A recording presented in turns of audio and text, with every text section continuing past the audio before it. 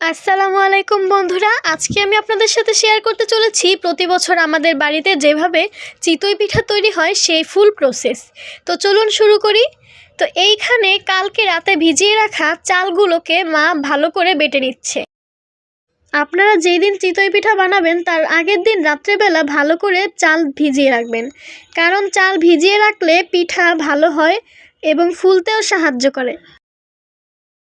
তো এইখানে চালগুলো ভালো করে বেটে নিচ্ছে, আর চালগুলো যেহেতু পাটায় বাটছে তার জন্য ভালো করে মিহি করে বেটে নিচ্ছে, যাতে চেলে নেওয়ার পর অনেকগুলো গুঁড়ি বের হয়।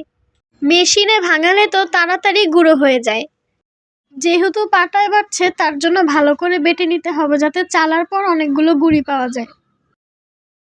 তো এইখানে প্রায় চাল বাটা শেষ, তারপর আমি ভাবলাম আমি একটু চাল বাটি, তার জন্য এখানে আমি চালগুলো নিয়ে ভালো করে মিহি করে বেটে নিচ্ছি।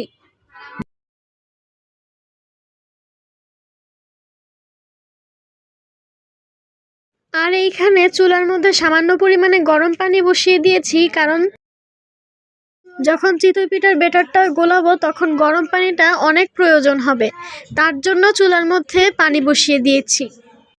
আর এইখানে আমি গুঁড়িগুলো খুব ভালো করে চেলে নিচ্ছি। গুঁড়ির মধ্যে দানা দানা থাকলে কিন্তু পিঠা খেতে একদমই ভালো লাগবে না।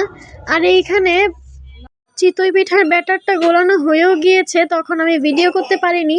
ব্যাটারটা গুলিয়েছে হচ্ছে গরম পানির মধ্যে এক সামান্য পরিমাণে গুঁড়ি দিয়ে ভালো করে নেড়েচেড়ে মিশিয়ে নিয়েছে। এরপর কিছুক্ষণ রেস্টে রেখে দিয়েছে। এরপর যখন গুঁড়িগুলো ভালো করে পানির সাথে মিশে গিয়েছে, এরপর আরও সামান্য পরিমাণে গুঁড়ি দিয়ে ভালো করে মিশিয়ে নিয়েছে। এরপর দিয়ে দিয়েছে একটা ডিম আর সামান্য পরিমাণে স্বাদ অনুযায়ী লবণ। এগুলোকে দিয়ে ভালো করে নেড়েচেড়ে মিশিয়ে নিতে হবে যাতে কোনো লাম্পস না থাকে। এরপর এই যে চিতই পিঠেগুলো ভেজে নিচ্ছে। এটার মধ্যে কিন্তু আগেও চিতই পিঠা ভেজেছে, নতুন খোলা যেহেতু তার জন্য আগে চিতই পিঠা ভেজে দেখেছে যে পিঠা হয়েছে কিনা। আগের যে চিতই পিঠাগুলো ভেজেছিল সেগুলো একদমই ভালো হয়নি, সেগুলো একদম পুরো ছিঁড়া ছিঁড়া হয়েছে। আর এখনকার যে চিতই পিঠাগুলো বানিয়েছি সেগুলো খুব ভালো হয়েছে। এই যে আগে বানানো চিতই পিঠা খুব বাজে হয়েছে।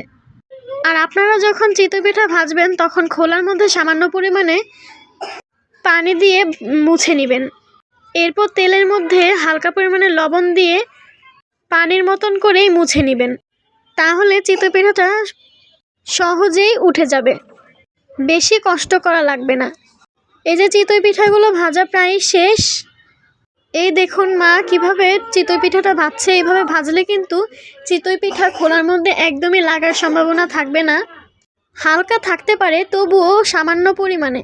এরপর এই যে ব্যাটারটা দিয়ে একটা চাপ দিতে হবে। এরপর যতক্ষণ না এই যে উপর দিয়ে ফুটাগুলো পড়ছে ততক্ষণ ঢাকনা দিবেন না, না হলে উপর দিয়ে ফুটা হবে না। এই যে দেখুন পিঠাটা কত সুন্দর হয়েছে। আর এখানে লবণ নিয়েছি, কারণ তেলের মধ্যে সামান্য পরিমাণে লবণ দিয়ে পোছা দিলে চিতই পিঠাটা ভালো করে উঠে যায়। এই যে দেখুন কি সুন্দরভাবে উঠে যাচ্ছে।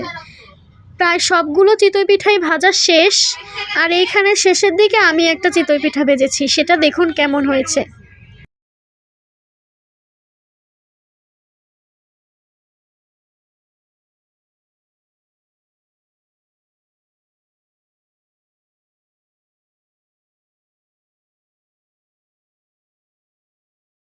আমার পিঠাটা দেখুন কি সুন্দর উঠে গেল, আপনাদেরকে দেখালাম।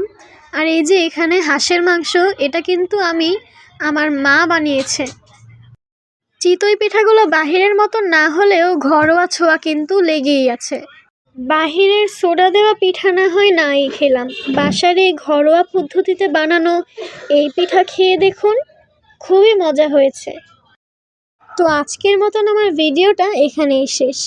ভালো লাগলে অবশ্যই আমার চ্যানেলটিকে সাবস্ক্রাইব করে দিবেন এবং ভিডিওটি ভালো লাগলে লাইক করে দিবেন। তো আজকের মতো আসি, দেখা হবে পরের ভিডিওতে। পিঠাটা খেতে কিন্তু ভীষণ মজা হয়েছে, আর পিঠাটা খুবই সফট হয়েছে, আপনারা দেখলেই বুঝতে পারবেন এবং আপনারাও বাসায় ট্রাই করবেন। তো আজকের মতন ভিডিওটা এখানেই শেষ। আসসালামু আলাইকুম।